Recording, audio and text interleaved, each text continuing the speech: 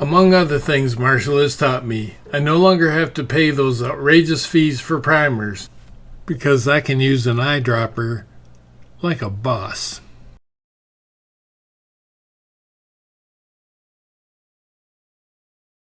This tutorial is the revised edition of the tutorial I produced approximately 3 or 4 years ago. Before we get to the actual lab, I thought we'd warm up by explaining some things in the kitchen. So relax, I'm going to teach you the solution to the magician's trick even before we see the trick itself. This is a wet chemistry lab. It doesn't involve mixing and compacting solids. To speed up the process a little bit, pre-crush any clumps you see. Let me add hot water to both beakers or glasses so that the solids dissolve easier. Here's the key sentence or trick explained to this entire process. I'm going to mix these two solutions together using an eyedropper to control the rate of reaction. It's not going to explode, foam, fizz, or produce any gases. In fact, the only color change you'll see are some small white crystals will appear every time you drop a little chemical into the large beaker. But the overall task is dirt simple. You're going to take an eyedropper and move the contents from the small beaker to the large beaker until it's empty. I'm going to superimpose this graphic when John does his lab to remind you just how simple it is. A little bit more difficult than that. One is if you use the spoon for this chemical and putting it in here, don't use the same spoon for this one. Use its own dedicated spoon for this one. This is just sugar. This is Kool-Aid. You want a dedicated stir rod for your small beaker, and you want a different stir rod for the big beaker if you need to manually stir them. Stir and heat both beakers until all of the solids are completely dissolved before you start the eyedropper transfer. A big rule is to keep your eye on the small beaker. You only want to transfer clear liquid from the small beaker, transferring it over to the large beaker. The eyedropper must always be void of solid material. Initially, this will be easy, but toward the end of the lab, either the white crystals never dissolved or they'll start appearing on their own. The neat thing about this lab is you can merely add more water, heat it, stir it some more, and those crystals will eventually dissolve. You can then resume with the eyedropper transfer until the beaker is empty. If you do happen to pick up some solids, no biggie. Just spit them back into the small beaker and try again, or, like I said, add more water and stir. And the other is, why do we drop around the clock? And the answer is pretty simple. We want to distribute or broadcast the lead nitrate over a large area. In other words, we don't want to concentrate it. This is analogous to spreading out grass seed in your yard. You want to broadcast it over a wide area, right? If you got a big full vortex going on in the big beaker, then dropping around the clock is not necessary. I just do it out of habit. The question I'm asked the most is, how fast can I use that eyedropper? At what rate can I drip those drops?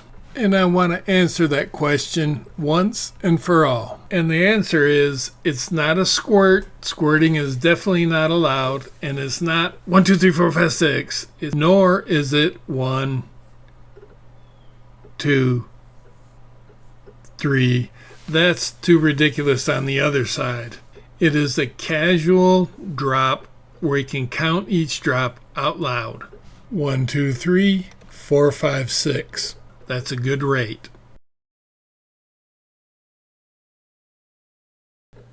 Make note that the lab is in grams, not grains, so switch your scale appropriately.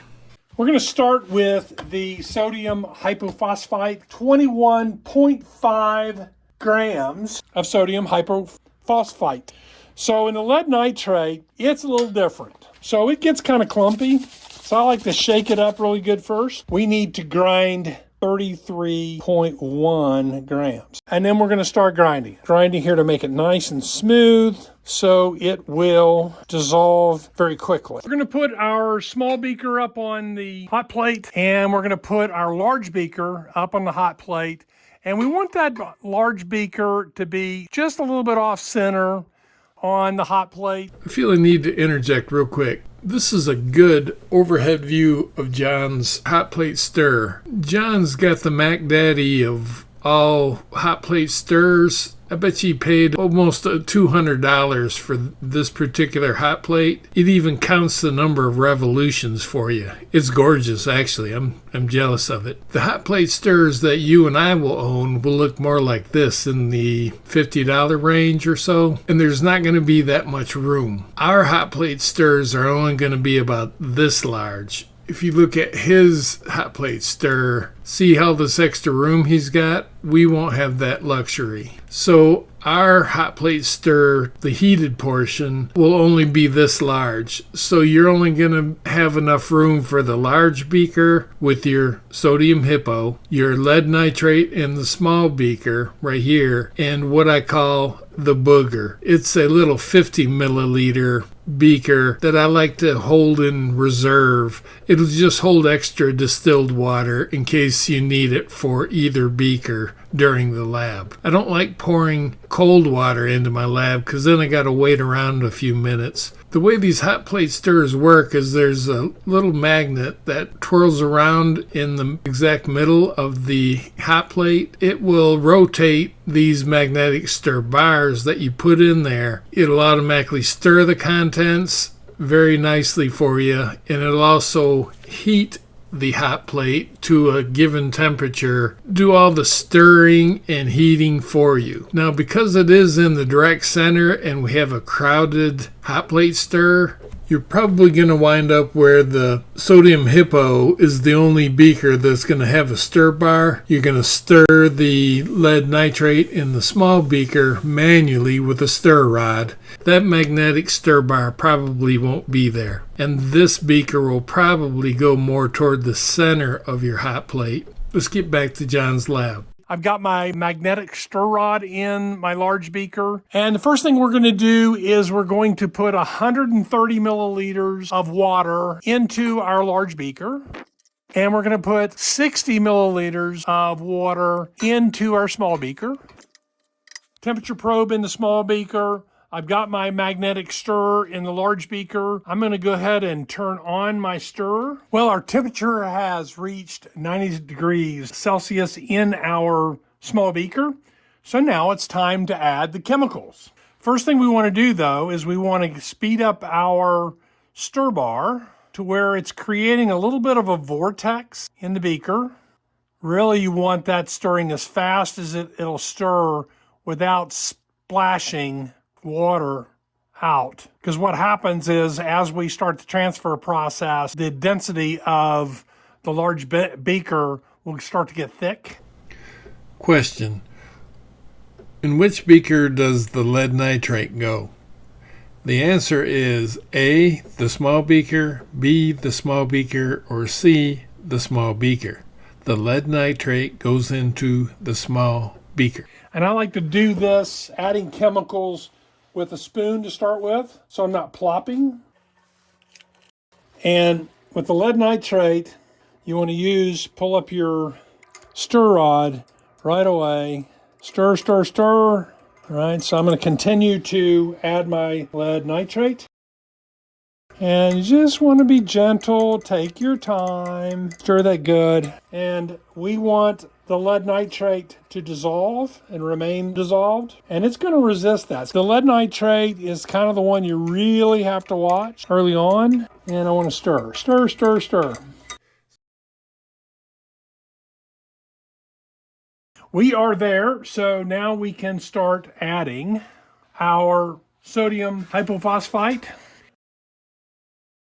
All right, so that's stirring. Now he did his one chemical at a time. Of course you can add the lead nitrate into the small beaker, the sodium Hippo into the large beaker, and start heating them and dissolving those two at the same time, rather than working on just one at a time, okay? Okay, so our temperature's up to 86 degrees. Nice and hot.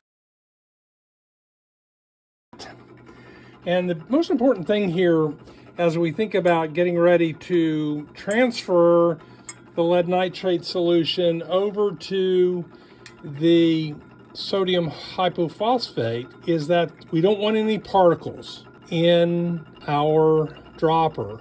All right, so that's nice and clear. No particles inside. Just watching that we don't get particles in there.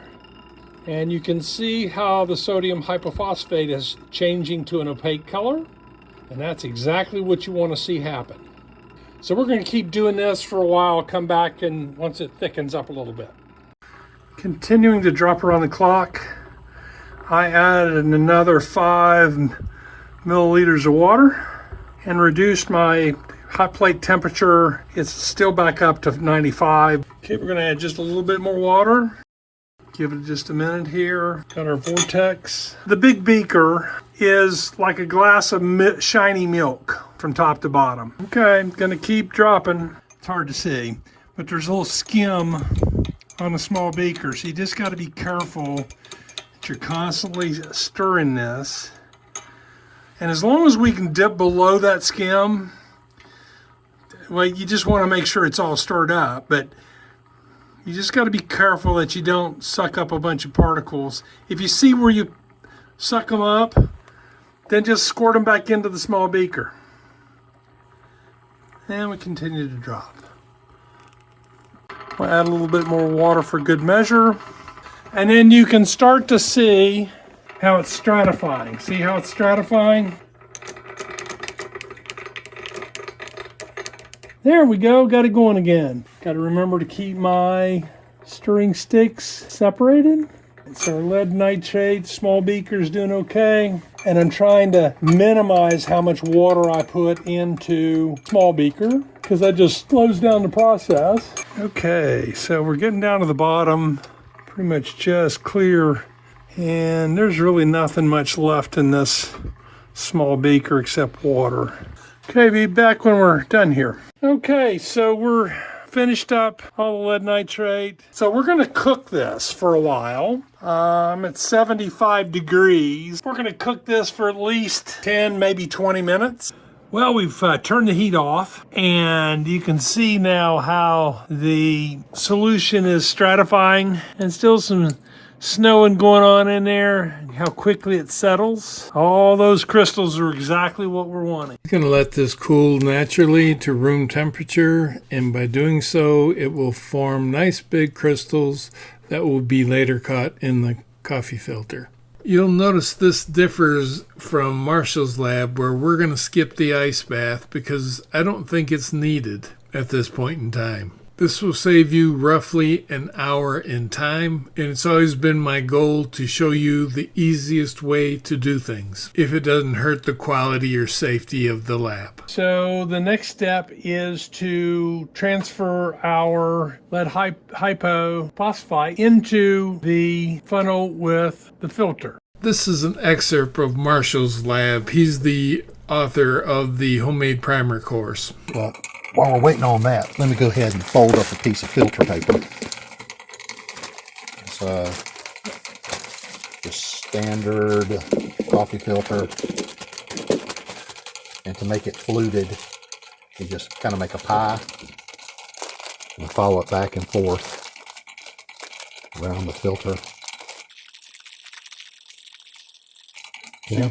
If you want a swan, I can get my mom to do a swan for you. Okay. Well, it's not origami. It's about right for that. Yeah. So when you open it up,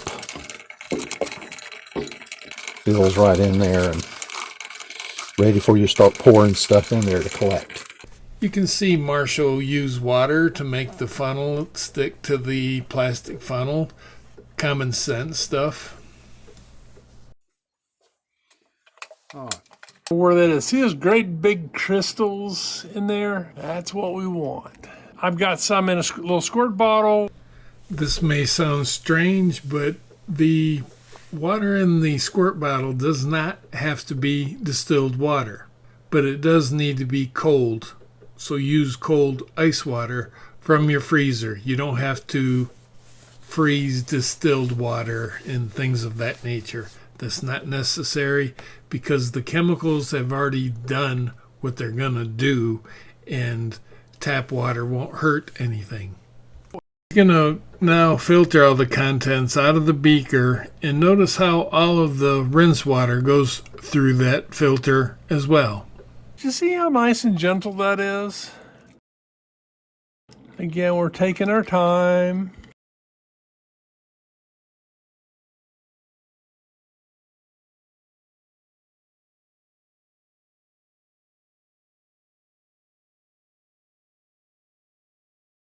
I think I got it all. And that wasn't hard, right? Alrighty.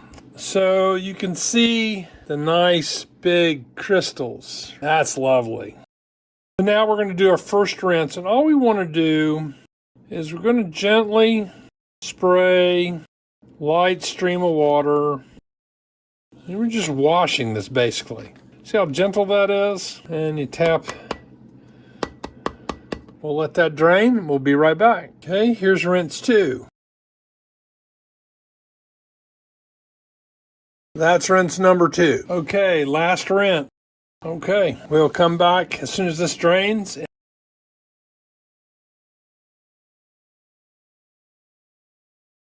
This is a quality checkpoint. The water or the liquid below the coffee filter in the flask should be clear. If it's cloudy, something went wrong, but I've never seen this happen to anybody. We're going to transfer the lead hypophosphite to the paper plate. We're going to gently kind of peel it away from the side of the funnel, drag it out onto the plate. And we're done with that. We're going to gently make a daisy.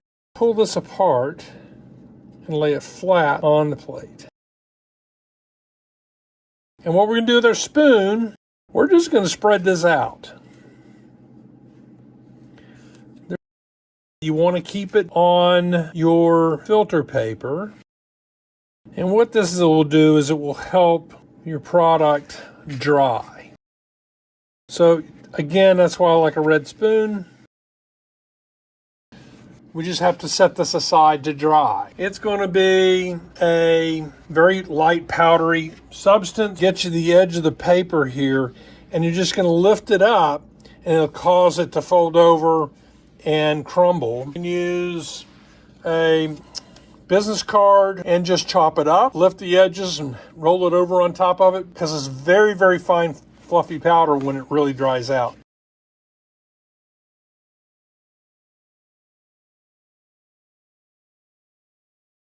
And that's it. The final topic I wanted to cover is, why does John's lab and Marshall's lab look so different? And the answer is water. You see, Marshall added much less water than John. Therefore, Marshall's going to produce a little bit more lead hypophosphite because he ran his lab more concentrated. But because this lab is so forgiving, both gentlemen will produce enough lead hypophosphite for roughly 3,500 small pistol primers. Enjoy. This is Mark on aardvarkreloading.com. We are growing.